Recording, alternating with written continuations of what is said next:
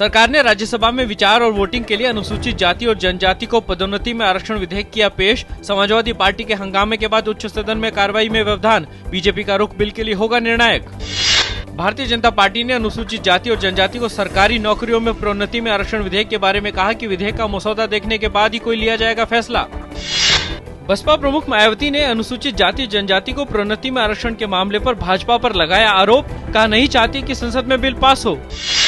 संसदीय कार्यमंत्री कमलनाथ ने कहा कि उनकी इच्छा है कि अनुसूचित जाति और जनजाति को सरकारी नौकरियों में प्रोन्नति में आरक्षण संबंधी विधेयक पास हो। उन्होंने कहा कि इस मामले पर विरोध कर रही समाजवादी पार्टी को मनाने की करेंगे कोशिश।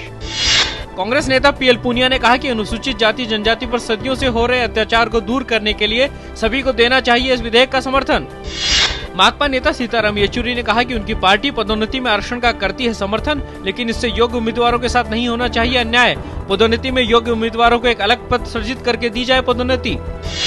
समाजवादी पार्टी ने अनुसूचित जाति और जनजाति को आरक्षण देने संबंधी विधेयक का विरोध करने की घोषणा। नरेश अग्रवाल ने कहा उनकी पार्टी है प्रोन्नति में आरक्षण के खिलाफ।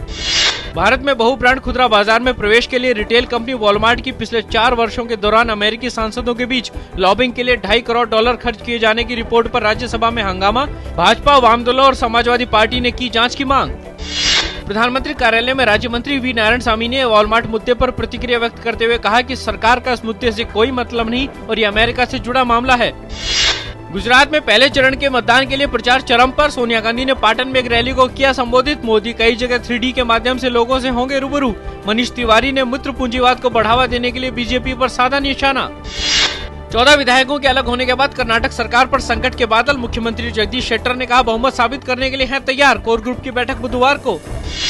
भारत और यूक्रेन के बीच द्विपक्षीय सहयोग को बढ़ावा देने के लिए समझौता। परमाणु सुरक्षा, रक्षा विज्ञान एवं तकनीकी और वीजा नियमों संशोधन सहित 5 समझौतों पर हुए हस्ताक्षर।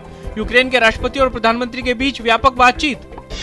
मिस्र के राष्ट्रपति ने सेना को शांति बनाए रखने का और सरकारी संस्थानों की सुरक्षा का दिया आदेश। विपक्ष ने सरकार के कदम का किया विरोध। कल होगा नए सिरे से प्रदर्शन।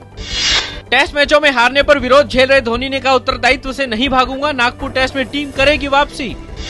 राष्ट्रीय मुक्त विद्यालय संस्थान, वायुसेना की खबर देने वाली वेबसाइट और डीआरडीओ को 2012 के वेब रत्न पुरस्कार से नवाजा गया।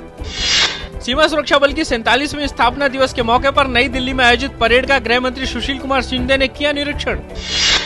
दुनिया भर में आज अंतर्राष्ट्रीय मानवाधिकार दिवस मनाया जा रहा है। संयुक्त राष्ट्र संघ की ओर से हर साल 10 दिसंबर को मानवाधिकार दिवस मनाया जाता है। इसी दिन वर्ष 1948 में संयुक्त राष्ट्र महासभा ने मानवाधिकारों के सार्वभौम घोषणा पत्र को किया था स्वीकार।